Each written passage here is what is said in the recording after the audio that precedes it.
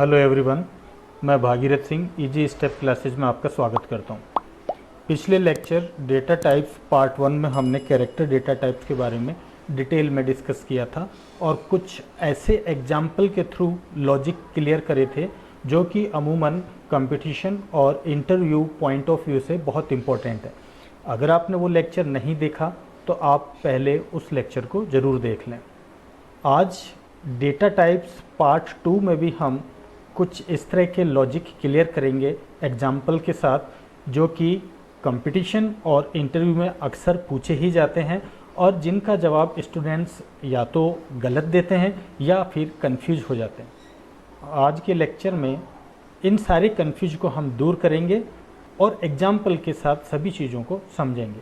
तो आज के लेक्चर में हम जो पॉइंट्स कवर करेंगे वह इंटीजर डेटा टाइप्स के बारे में डिटेल में डिस्कस करेंगे, शॉर्ट डेटा टाइप, साइंड और अनसाइंड शॉर्ट डेटा टाइप को इंटरेस्टिंग एग्जाम्पल के थ्रू समझेंगे और अपना कुछ लॉजिक भी क्लियर करेंगे। Long data type, float, double and long double data types क्या होते हैं, इसके साथ साथ कुछ ऐसे फॉर्मेट स्पेसिफायर्स के बारे में हम जानेंगे जो कि हमारे लिए जानना बहुत ज़रूरी है। कई लॉजिक सिर्फ इन फॉर्मेट स्पेसिफायर्स पर डिपेंड होते हैं। और एक इंटरेस्टिंग क्वेश्चन कि %d और %i फॉर्मेट स्पेसिफायर में क्या डिफरेंस है। तो आइए शुरू करते हैं। सबसे पहले हम इंटीजर डेटा टाइप पर डिस्कस करते हैं। इंटीजर डेटा टाइप को 3 पार्ट में डिवाइड किया गया है, शॉर्ट, इंट और लॉन्ग। शॉर्ट को मेमोरी में 2 बाइट्स मिलती है जबकि इंटीजर को मेमोरी में या तो 2 बाइट मिलेंगे या फिर 4 बाइट्स मिलेंगे। अब क्वेश्चन ये आता है कि कब 2 बाइट मिलेंगे और कब 4 बाइट्स मिलेंगे, तो ये डिपेंड करता है कंपाइलर पर। अगर आप डॉस बेस्ड आर्किटेक्चर पर काम कर रहे हैं तो इंट को मेमोरी 2 बाइट मिलती है और अगर आप विंडो बेस्ड आर्किटेक्चर पर काम कर रहे हैं जैसे विजुअल C++, तो वहाँ इंटीजर को 4 बाइट्स मिलते हैं। इसी तरह से लॉन्ग को भी 4 बाइट्स मिलते हैं। शॉर्ट डेटा टाइप को 2 पार्ट में डिवाइड किया है, साइंड और अनसाइंड। जैसे कि कैरेक्टर डेटा टाइप भी साइंड और अनसाइंड होते हैं जो हम डिस्कस कर चुके हैं पिछले लेक्चर में। इसी तरह से इंटीजर भी साइंड और अनसाइंड होते हैं और लॉन्ग भी साइंड और अनसाइंड होते हैं। अगर हम इनकी साइज की बात करें तो एक टेबल से समझना थोड़ा आसान रहेगा कि अगर हम डॉस बेस्ड आर्किटेक्चर पर या 16 बिट कंपाइलर पर काम कर रहे हैं तो शॉर्ट को 2 बाइट मिलेंगे, इंटीजर को 2 बाइट मिलेंगे और लॉन्ग को 4 बाइट्स मिलेंगे। और अगर हम विंडो बेस्ड आर्किटेक्चर यानी 32 बिट या 64 बिट पर काम कर रहे हैं जैसे विजुअल C++, तो शॉर्ट को 2 बाइट, इंटीजर को 4 बाइट मिलेंगे और लॉन्ग को 4 बाइट्स मिलेंगे। अब क्वेश्चन ये भी आता है कि हमें कैसे पता चले कि हम जिस कंपाइलर पर काम कर रहे हैं वहाँ इंट को 2 बाइट मिल रहे हैं या 4 बाइट्स। तो इसके लिए हमारे पास एक ऑपरेटर है, फंक्शन है जो कि हमें बताता है कि किस कंपाइलर पर कौन से डेटा टाइप को कितना साइज मिलता है, जिसके बारे में हम इसी वीडियो में आगे डिस्कस करेंगे। शॉर्ट डेटा टाइप 2 तरह का होता है, साइन और अनसाइंड। साइन में हम पॉजिटिव और नेगेटिव दोनों तरह की वैल्यू को स्टोर कर सकते हैं। शॉर्ट डेटा टाइप चाहे वो साइन हो चाहे अनसाइंड 2 बाइट मेमोरी मिलती है। 2 बाइट का मतलब हो गया 16 बिट। इन 16 बिट में जो फर्स्ट बिट होगी वो साइन बिट कहलाती है, यानी जिससे हमें मालूम चलता है कि नंबर पॉजिटिव है या नेगेटिव। अगर साइन बिट में 1 है इसका मतलब नंबर नेगेटिव है और अगर साइन बिट में 0 है इसका मतलब नंबर पॉजिटिव है। यानी साइन शॉर्ट में हम 15 बिट में ही डेटा को स्टोर कर सकते हैं। तो पहले नेगेटिव नंबर की कैपेसिटी निकालें। तो मान लेते हैं बाकी सभी 15 बिट्स में 1 है। किसी भी साइन नंबर की कैपेसिटी निकालने के लिए फॉर्मूला होता है 2n-1। यहाँ n total number of bits को रिप्रेजेंट करता है। टोटल बिट्स हैं 16 लेकिन एक बिट साइन बिट है, इसलिए यहाँ पर हमने लिखा है n-1। तो इसकी कैपेसिटी निकालें तो 2^15 32,768 ये कैपेसिटी आती है मैक्सिमम नेगेटिव नंबर की। इसी तरह से हम पॉजिटिव नंबर की भी कैपेसिटी निकाल सकते हैं। साइन बिट में 0 बताएगा कि नंबर पॉजिटिव है और बाकी इसकी सारी 15 बिट्स में अगर 1 है तो इसकी मैक्सिमम पॉजिटिव नंबर की रेंज आ जाती है। तो इसको कैलकुलेट करने के लिए फॉर्मूला अप्लाई करते हैं 2 की पावर n-1 यानी 2 की पावर 16, तो आता है 32,768। लेकिन क्योंकि नंबर 0 से शुरू होता है तो इसकी कैपेसिटी हुई 0 to 32,767। तो इस तरह से साइन शॉर्ट की जो रेंज होती है वो है -32,768 टू पॉजिटिव के 32,767। साइन शॉर्ट को प्रिंट कराने के लिए %d फॉर्मेट स्पेसिफायर को काम में लेते हैं। इसके कुछ एग्जाम्पल कि किस तरह से हम इसका वेरिएबल डिक्लेयर कर सकते हैं। साइन शॉर्ट इंटीजर a, अगर हम साइन कीवर्ड नहीं लिखते हैं तो कंपाइलर उसको बाय डिफ़ॉल्ट साइन मानता है, इसलिए हम अगर साइन ना लिखें तो इस तरह से भी वेरिएबल डिक्लेयर कर सकते हैं short integer a। C language short integer को अलाउ करती है कि उनकी जगह आप केवल शॉर्ट लिख सकते हैं, यानी शॉर्ट a ऐसे भी हम वेरिएबल डिक्लेयर कर सकते हैं, और साइन शॉर्ट a इस तरह से भी वेरिएबल डिक्लेयर कर सकते हैं। अब हम बात करते हैं अनसाइन की। तो अनसाइन में हम सिर्फ पॉजिटिव नंबर ही स्टोर कर सकते हैं, यानी कि इसमें साइन बिट नहीं होगी और पूरी 16 बिट में हम वैल्यू स्टोर कर सकते हैं। तो कैपेसिटी निकालने के लिए फॉर्मूला होगा 2 की पावर n। n यहाँ पर टोटल नंबर ऑफ बिट्स है, यानी 2 की पावर 16। तो इस तरह से इसकी कैपेसिटी है 65,536, लेकिन नंबर 0 से शुरू हो रहे हैं, इसलिए 0 to 65,535 तक की वैल्यू हम इसमें स्टोर कर सकते हैं। अनसाइन शॉर्ट को प्रिंट कराने के लिए %u फॉर्मेट स्पेसिफायर को काम में लिया जाता है, और इसके एग्जाम्पल में देखें तो अनसाइन इंटीजर a और अनसाइन शॉर्ट a, इस तरह से हम इसके वेरिएबल डिक्लेयर कर सकते हैं। अब साइन शॉर्ट डेटा टाइप को हम एक साइकिल के थ्रू समझते हैं। मान लेते हैं कि ये साइन शॉर्ट साइकिल है और इसमें नंबर कुछ इस तरह से हम रिप्रेजेंट कर रहे हैं 0, 1, 2, और ये पॉजिटिव नंबर क्लॉक वाइज में स्टोर रहते हैं। और मान लेते हैं इसकी जो मैक्सिमम पॉजिटिव नंबर जो ये स्टोर कर सकता है वो है 32,767, जिसको कि ये पॉइंटर हमारा पॉइंट कर रहा है। नेगेटिव नंबर की बात करें -1, -2, और इस तरह से जो बड़े से बड़ा नेगेटिव नंबर हम इसमें स्टोर कर सकते हैं वो है -32,768। अब हम एक एग्जाम्पल से समझते हैं कि किस तरह से इंटरव्यू में या कंपटीशन में क्वेश्चन पूछे जाते हैं। तो हेडर फाइल इंक्लूड करने के बाद मेन फंक्शन में हमने एक वेरिएबल डिक्लेयर करा, तो इसको मेमोरी अलॉट हो जाएगी। अब नोट हम ये करें कि हम इसमें क्या स्टोर करना चाहते हैं, पॉजिटिव के 32,769। हम 2 पॉइंट ज़्यादा स्टोर करना चाहते हैं पॉजिटिव नंबर को, तो इसमें क्लॉकवाइज ये पॉइंटर 2 पॉइंट्स आगे मूव होगा।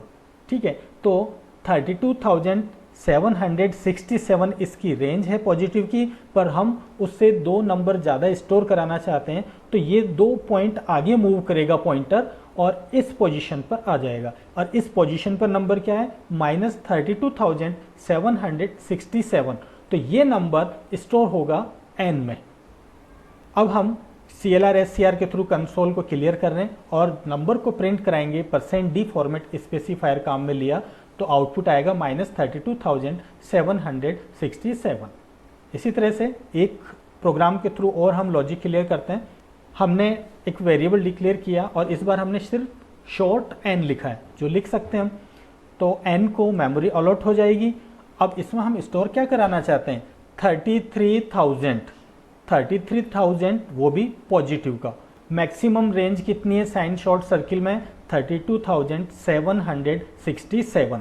यानी हम जो नंबर स्टोर कराना चाहते हैं और इसकी पॉजिटिव की जो मैक्सिमम नंबर स्टोर करने की रेंज है, उनका डिफरेंस कितना हुआ, 232।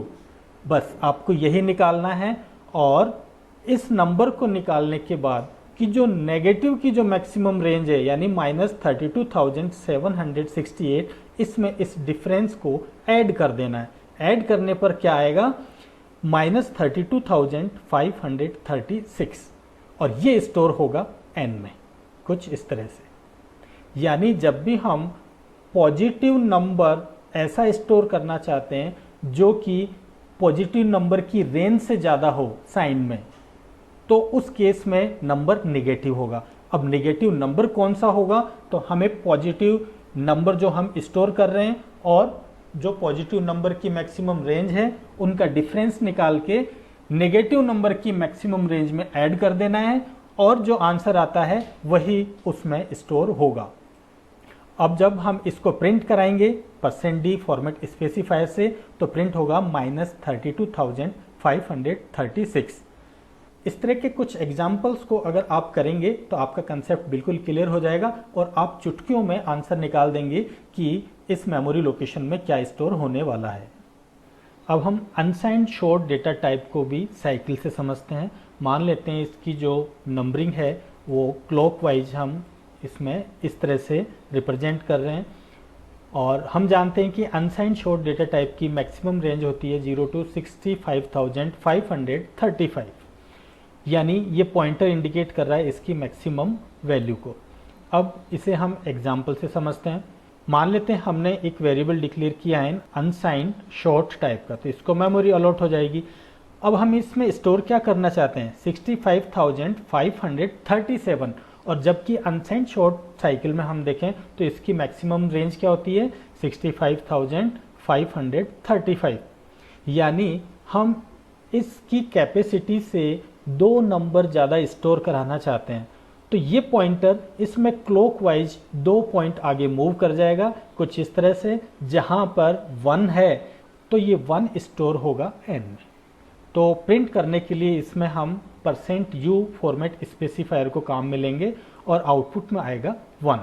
एक और एग्जांपल से समझते हैं कि मान लेते हैं हमने एक वेरिएबल डिक्लेयर किया अनसाइंड शॉर्ट इंटीजर और उसमें हमने एक इक्वेशन लिखी 300 मल्टीप्लाई बाई 300 डिवाइडेड बाई 8। एक चीज़ यहाँ आप ध्यान रखें कि जब भी हमें अनसाइंड शॉर्ट का वेरिएबल डिक्लेयर करना हो तो यहाँ अनसाइंड लिखना जरूरी है, क्योंकि साइन के केस में तो कंपाइलर बाय डिफ़ॉल्ट साइन मान लेता है अगर हम ना लिखें तब भी, लेकिन अगर हमें अनसाइंड वेरिएबल डिक्लेयर करना है तो अनसाइंड कीवर्ड लिखना जरूरी होता है। तो अब इस इक्वेशन को किस तरह से सॉल्व करेंगे और n में क्या स्टोर रहेगा, तो मान लेते हैं n को मेमोरी अलॉट हो गई। अब इस केस में सबसे पहले तो इक्वेशन सॉल्व होगी मल्टीप्लिकेशन की, यानी पहले 300 मल्टीप्लाई बाय 300 ये कैलकुलेट किया जाएगा जो आता है 90,000। अब देखें कि 90,000 अनसाइंड शॉर्ट डेटा टाइप की रेंज से ज़्यादा है। कितनी ज़्यादा है ये हम कैसे निकाल सकते हैं, इसको हम इसकी मैक्सिमम रेंज कितनी होती है 65,535, तो हम इनका डिफरेंस निकालें तो डिफरेंस आता है 24,465। अब इस 24,465 को डिवाइड किया जाएगा 8 से और तब आंसर आएगा 3058, और ये 3058 स्टोर होगा n में। और जब हम इसे प्रिंट कराएंगे तो प्रिंटिंग में हमारा जो आउटपुट आएगा वो होगा 3058। इसकी अगर आप कुछ प्रैक्टिस करेंगे तो प्रैक्टिस करने के बाद में इसको भी आप तुरंत सॉल्व कर पाएंगे। अब इंट और लॉन्ग डेटा टाइप की बात करते हैं तो इंट भी साइन और अनसाइन टाइप के होते हैं। साइन नेगेटिव और पॉजिटिव दोनों नंबर को स्टोर करता है, जबकि अनसाइन सिर्फ पॉजिटिव नंबर को स्टोर करता है। इंट को 2 बाइट या 4 बाइट मेमोरी मिलती है जो कि कंपाइलर पर डिपेंड करती है। मान लेते हैं हम 16 बिट आर्किटेक्चर पर काम कर रहे हैं तो इसकी नंबर स्टोर करने की रेंज होगी -32,768 टू 32,767, और अनसाइंड क्योंकि पॉजिटिव नंबर ही स्टोर करता है तो इसकी रेंज होगी 0 to 65,535। साइंड को प्रिंट कराने के लिए %d या %i फॉर्मेट स्पेसिफायर काम में लेते हैं, जिसको हम अभी एक एग्जांपल से समझेंगे, और अनसाइंड को प्रिंट कराने के लिए हम %u फॉर्मेट स्पेसिफायर को काम में लेते हैं। इसी तरह से लॉन्ग भी हम देखें तो साइंड और अनसाइंड टाइप के होते हैं, और लॉन्ग को 4 बाइट्स मेमोरी मिलती है और इसमें हम बहुत नंबर तक की रेंज को स्टोर करा सकते हैं। साइन लॉन्ग को प्रिंट कराने के लिए हम %d काम में लेते हैं, जबकि अनसाइंड लॉन्ग को प्रिंट कराने के लिए %lu फॉर्मेट स्पेसिफायर काम में लिया जाता है। अब हम फ्लोट डेटा टाइप के बारे में डिस्कस करते हैं। तो फ्लोट डेटा टाइप को 3 पार्ट में डिवाइड किया है, फ्लोट, डबल और लॉन्ग डबल। फ्लोट को 4 बाइट्स मेमोरी मिलती है, डबल को 8 बाइट मिलती है और लॉन्ग डबल को 10 बाइट्स मेमोरी मिलती है। फ्लोट में हम डेसिमल पॉइंट वाले नंबर स्टोर कर सकते हैं। अगर हमारा नंबर बड़ा है तो हम डबल काम में ले सकते हैं, बहुत बड़े नंबर को स्टोर करना है तब हम लॉन्ग डबल काम में ले सकते हैं। फ्लोट और डबल में कुछ डिफरेंस होता है, वो हम देखें कि फ्लोट में हमें 6 डिजिट की एक्यूरेसी मिलती है, यानी आफ्टर डेसिमल पॉइंट ये 6 डिजिट तक की एक्यूरेसी प्रोवाइड कराता है, जबकि डबल 14 डिजिट्स तक की एक्यूरेसी प्रोवाइड कराता है। फ्लोट को सिंगल प्रिसिशन बोलते हैं और डबल को हम डबल प्रिसिशन बोलते हैं। और ये इनकी रेंज होती है कि कितने नंबर को ये स्टोर कर सकते हैं। फ्लोट को प्रिंट कराने के लिए %f फॉर्मेट स्पेसिफायर काम में लेते हैं, डबल के लिए %l f और लॉन्ग डबल के लिए %L f फॉर्मेट स्पेसिफायर काम में लेते हैं। हम जिस कंपाइलर पर काम कर रहे हैं उसमें कौन से डेटा टाइप को कितनी मेमोरी मिली है, कौन से डेटा टाइप का क्या साइज है, ये जानने के लिए सी लैंग्वेज में एक ऑपरेटर होता है जिसका नाम है साइज ऑफ ऑपरेटर। इसे फंक्शन भी बोलते हैं। तो इस फंक्शन या इस ऑपरेटर की हेल्प से हम किसी भी डेटा टाइप की साइज को मालूम कर सकते हैं। तो हम कुछ एग्जांपल से समझते हैं कि मान लेते हैं हमने इंटीजर टाइप के 2 वेरिएबल डिक्लेयर करे a और साइज। a में 10 असाइन किया और आउटपुट हम यहाँ देखेंगे कि आउटपुट क्या आएगा। तो साइज में हम लिख रहे हैं साइज ऑफ a, तो a इंटीजर टाइप का है, तो जब हम प्रिंट कराएंगे तो अगर आप 16 बिट पर काम कर रहे हैं तो 2 और अगर विंडो बेस पर काम कर रहे हैं तो 4 बाइट प्रिंट हो जाएगा। इसी तरह से हम साइज ऑफ इस ऑपरेटर में एज ए आर्ग्यूमेंट शॉर्ट भी लिख सकते हैं। शॉर्ट लिखेंगे तो शॉर्ट को कितनी मेमोरी अलॉट होती है 2, तो ये साइज ऑफ ऑपरेटर रिटर्न करेगा 2। इसी तरह से अगर हम लॉन्ग का साइज निकालना चाहते हैं तो साइज ऑफ में हम लॉन्ग डेटा टाइप का नाम लिख देंगे तो ये रिटर्न करेगा 4। और एक चीज यहाँ हमें नोट करनी है, समझना जरूरी है कि अगर हम कोई कांस्टेंट नंबर देते हैं इंटीजर टाइप का, जैसे हमने यहाँ दिया साइज ऑफ में 10, तो इसको या तो 2 बाइट मिलेगी या फिर 4 बाइट मिलेगी, क्योंकि सी का कंपाइलर इंटीजर कांस्टेंट को by default integer data type का मानता है। इसी तरह से फ्लोट टाइप का वेरिएबल डिक्लेयर किया n, साइज में हम निकाल रहे हैं n का साइज, n फ्लोट टाइप का है तो साइज में क्या स्टोर होगा 4, तो आउटपुट में 4 आएगा। इसी तरह से हम साइज ऑफ ऑपरेटर में लॉन्ग डबल लिखेंगे तो लॉन्ग डबल को 10 बाइट्स मिलते हैं तो प्रिंट होगा 10। इसी तरह से अगर हम साइज ऑफ ऑपरेटर में 15.55, यहाँ पर हमने रियल यानी डेसिमल पॉइंट वाला नंबर दिया है, तो इसको कंपाइलर बाय डिफॉल्ट किस तरह का अज्यूम करता है, डबल टाइप का। तो इस तरह से हम किसी भी डेटा टाइप का या कांस्टेंट या वेरिएबल का साइज मालूम कर सकते हैं। अब हम कुछ और फॉर्मेट स्पेसिफायर के बारे में बात करते हैं।